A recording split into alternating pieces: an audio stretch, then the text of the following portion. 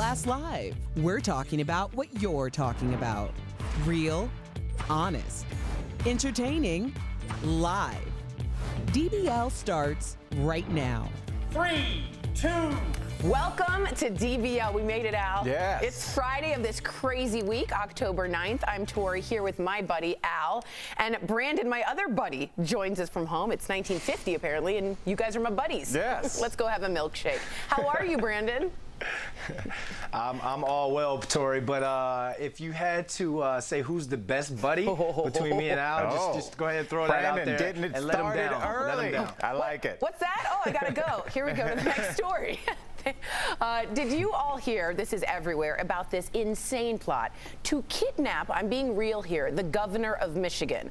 The FBI stopped it, thank God, but here's the story. 13 men were arrested. They were all members of 2 militia groups, and again, I want to talk about that word after this, who were allegedly preparing to kidnap and possibly kill Governor Gretchen Whitmer, and even bring bombs to the Capitol to spark a civil war.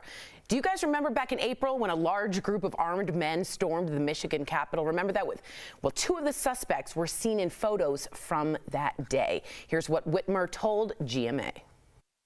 This was a very serious, thought-out plot to kill police officers, to bomb our Capitol, killing press and Democrats and Republicans alike, and to kidnap and ultimately put me on trial and kill me as well.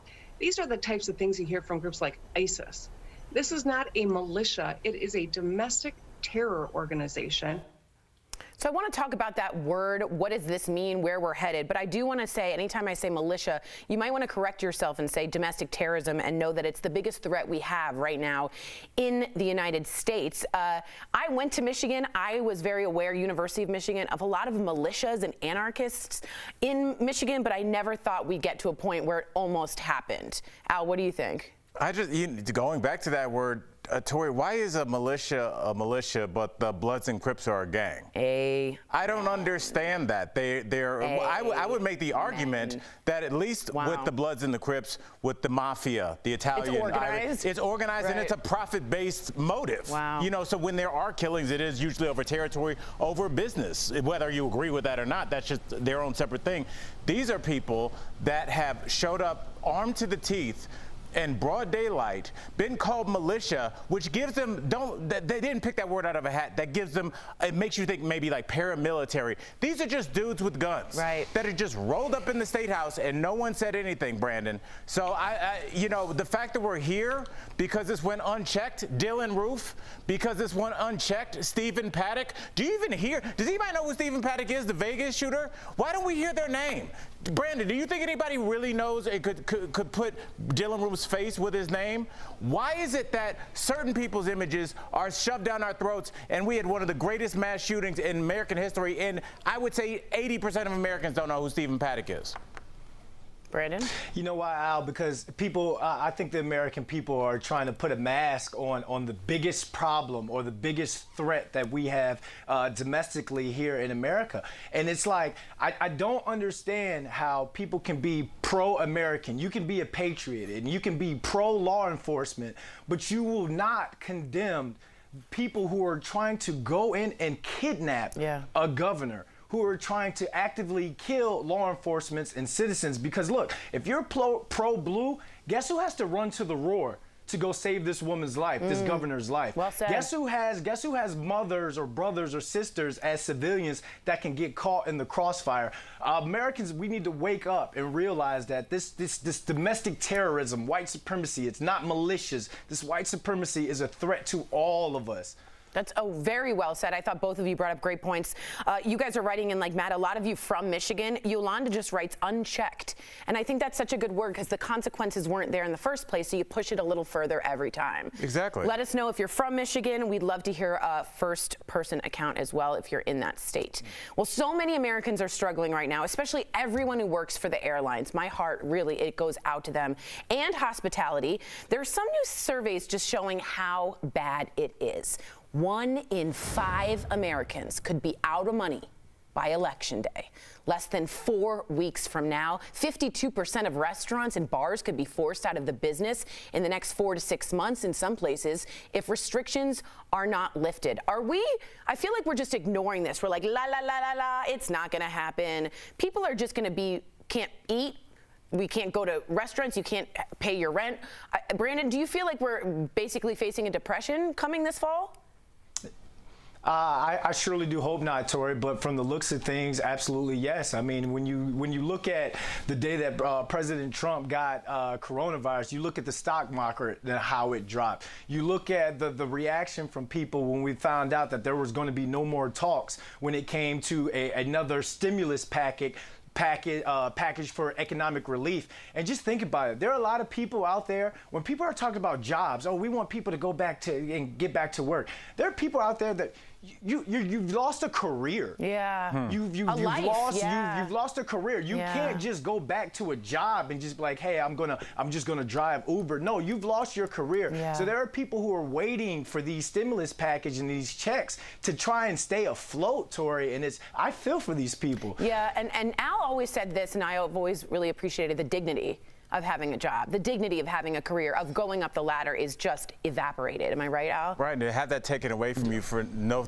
fault of your own, and then be forced to beg the government for some kind of assistance is even doubly, as I'm not going to use the word embarrassing because it's not, but it hurts. It hurts because the person is already down. But Tori and Brandon, I just want to remind you guys, like, this makes me think about the autism benefit that Tori and I did downtown. What was it, 2 months ago now? Yeah. And Brandon, just how this whole thing is an ecosystem, man. It's like we think like, oh, this business just closed or this office building is just shut down, but it's like, who cleans that office building? Right. What about the little cafe downstairs that everybody goes and eats at? What about the people that give parking tickets to the people that park in front of that cafe? It's an ecosystem of everybody feeding off of it so we can all eat and prosper. And because we did not handle this well, the ecosystem has unraveled from the top down. Yeah. There's no one working. There's no Ubers. There's no flights. There's no vacations. There's no hint of a cruise ship. There's no movies.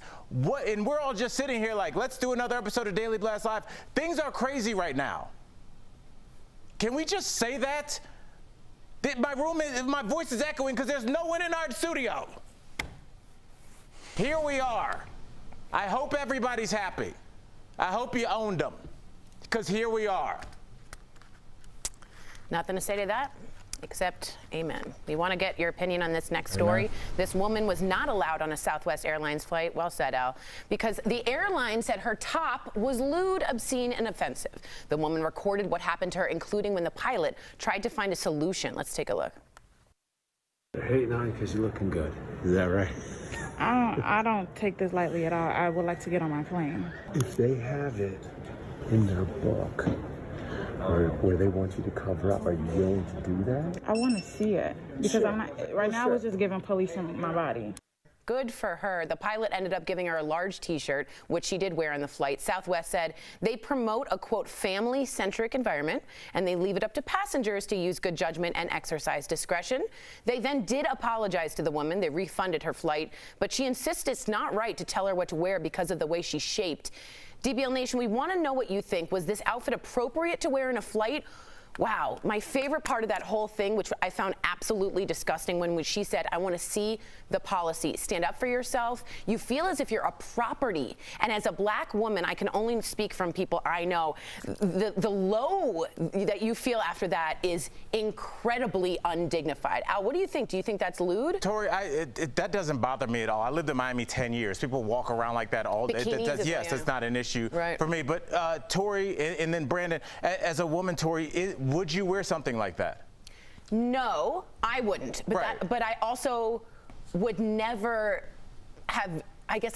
First of all, some people are going to write us in and say that was super offensive. Let's just be honest. A lot of people think that was really low cut. So I understand that. But when you do it to always women, and it's always usually people of color, and it's always larger, and they're always curvier, there seems to be a pattern. If it smells like a duck, it might be a duck. Brandon, do you agree? Absolutely, Tori. I mean, if it quacks, it's a duck, you know. But it's unfortunate because I would like to see. I would like to see what if a male was to wear like a tank Right. top. I don't want to say like the phrase of what we used to Sure. call that. Sure. But if the male wears that tank top, I want to see the same energy placed to him to get him off the flight as well. And Brandon, I've seen people get on flights with that kind of tank top. It's called an A-frame tank top, technically. Or also think about, you know, the tank tops that bodybuilders wear, the spaghetti string, where it's almost like just two thin strings that comes down to show their pecs off.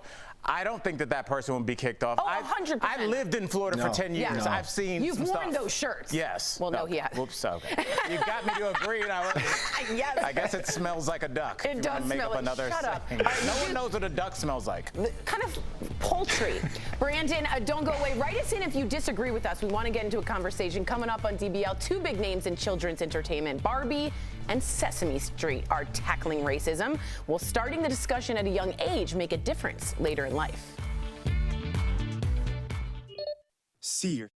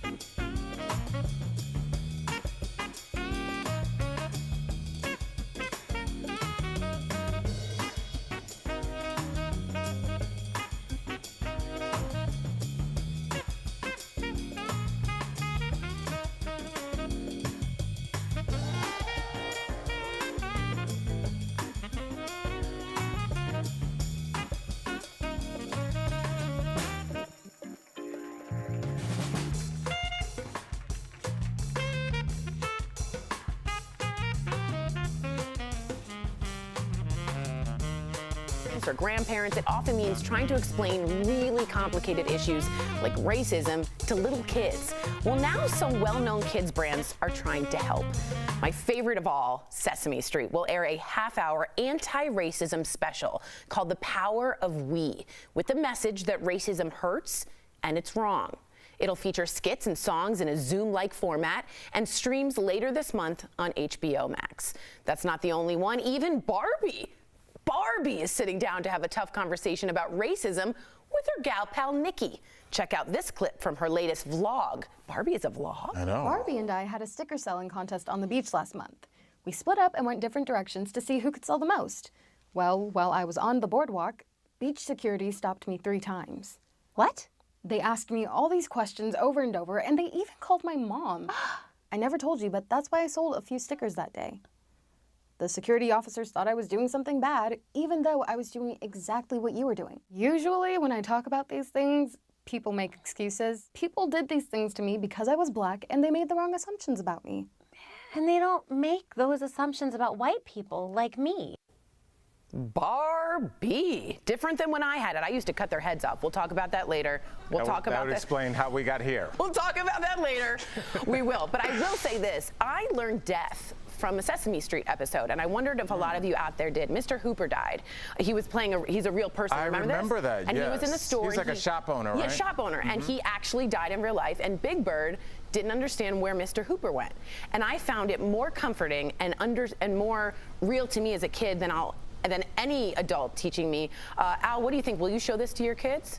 I will, but you know what, Tori, as somebody that has 3 kids, your kids know a lot more than you give them credit for. And I'll tell you guys this, as adults, I know we're supposed to have a conversation as adults about, is this appropriate, is this not?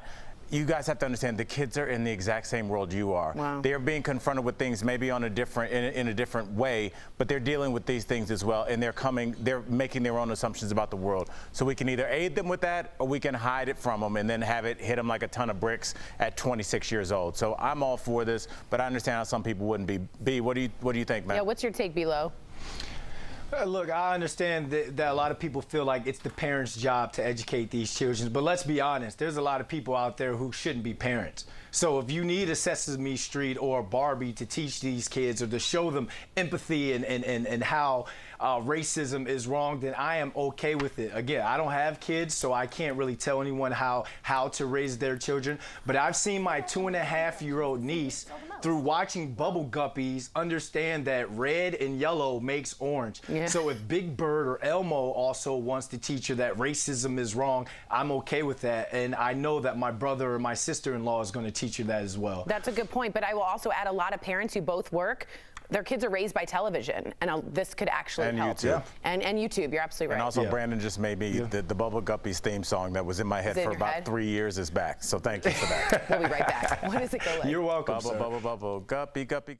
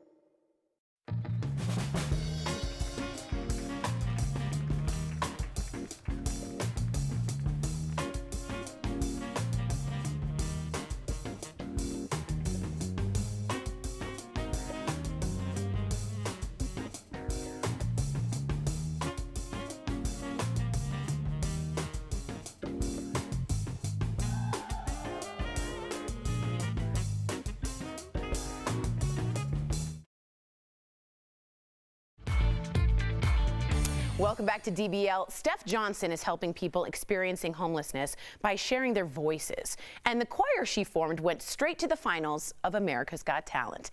Erica has their empowering story in today's DBL Spotlight. I've met people who were having to fight for their life. I wanted to help. We're so excited to have you. Steph, I want to start with you. First, I want to know, how did you form the Voices of Our City?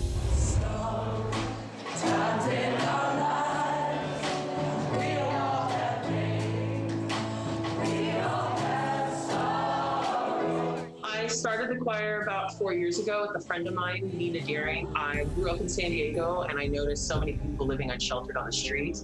And I took my guitar and food and just started to cruise around and meet people. We bonded as artists. You know, I think people at first were like, "Who are you?" And I was like, "I'm Steph. I play music." And so we met as artists. That's just being resourceful, and that's a shining example of that.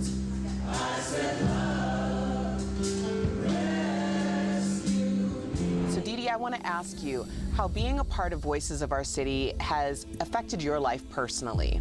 As a senior, having gone through being homeless actually for 7 years, and 2 years prior to being introduced to the choir is really my family. Amazing grace, how sweet. You know, Dee Dee, I really appreciate you being so generous with your testimony, because I know that that will resonate with so many others. And you guys have not only made a difference, it has catapulted you into the spotlight. So describe the moment that you received the golden buzzer on America's Got Talent. What was going through your minds? First of all, when we started the choir, we had no intention of going out and performing live. It was just a safe place to make music. And we walked out, and the audience was like overwhelmingly supportive.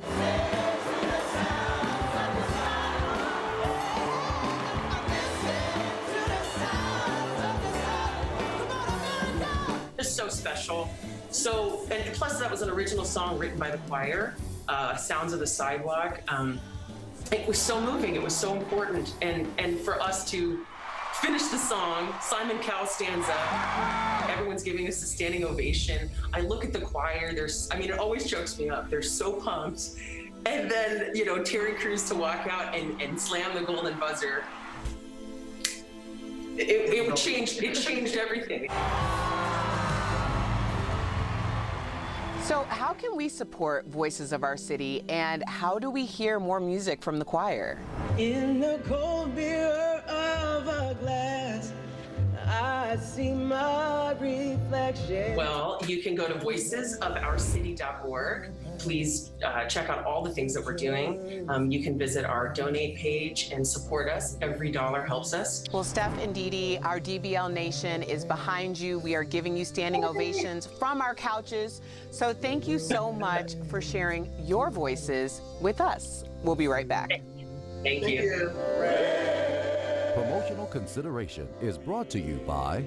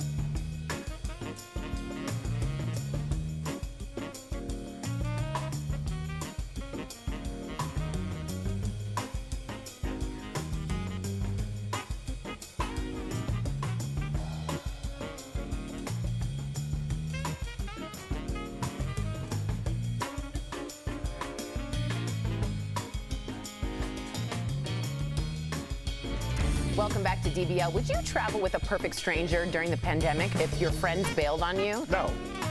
Well, we're done with the segment. Thanks, everyone. We're chatting about it in today's DBL Drive, sponsored by who, y'all?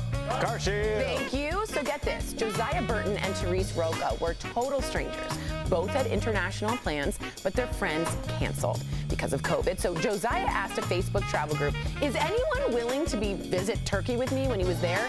Therese answered, and the rest is history. They got to know each other, they shared their itineraries, and now their story has gone viral.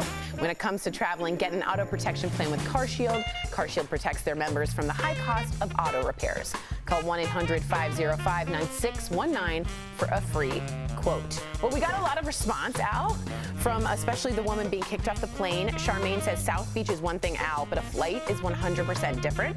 Dina says I'm all for body positivity, but not everything is fat shaming. And Michael says she needs to put some clothes on. All right. Interesting. There's always another side. And I get that you would find it a lot. I do get that. And a lot of older people or people of a different generation would think that's not modest. But would you want so far that you'd want her kicked off the plane? Maybe you just don't look. But let me know if you disagree with me. That's what DBL is all It seems like about. you could just solve this by turning your head. Seems like this, right? Just turn your head. She's off the flight. When you turn your head, she's off the flight. There you go. We'll see you Monday. Same time, same place. She's gone, she's here. She's gone, she's here.